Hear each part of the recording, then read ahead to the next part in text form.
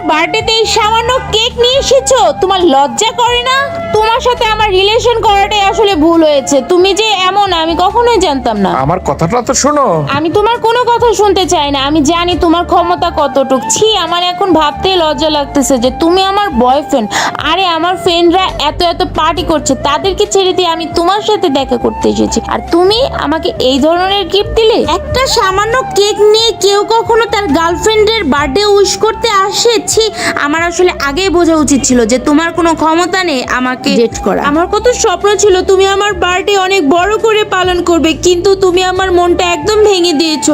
আমার বান্ধবীর বয়ফ্রেন্ড, ও জানো কত বড় করে ওর বার্থডে সেলিব্রেশন করেছে? ওকে গোল্ডের সব চেন দিয়েছে, আংটি দিয়েছে, আর তুমি? ছি, আজকের পর থেকে তুমি আমার সাথে আর কোনো ধরনের যোগাযোগ করবে না। কেকের সাথে আমি গিফটও এনেছি। কেকের সাথে আর কি গিফট এনেছো? আমি তো শুধু কেকই দেখলাম। কোথায় আছে তোমার কি? দে।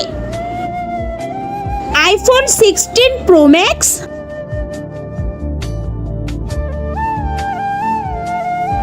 আমি ভেবেছিলাম যখন তুমি কেক কাটবে তখন তুমি সারপ্রাইজড হয়ে যাবে। আমার কষ্টের জমানো টাকা দিয়ে তোমাকে আমি এই ফোন কিনে দিয়েছি, কিন্তু তুমি আমাকে বুঝলে না। যাই হোক, আমার বোনেরও ফোনের প্রয়োজন ছিল। এই ফোনটা এখন আমি আমার বোনকে দিয়ে দেবো। এই অসহায় বয়ফ্রেন্ডের জন্য প্লিজ লাইক এবং সাবস্ক্রাইব করে যাবেন।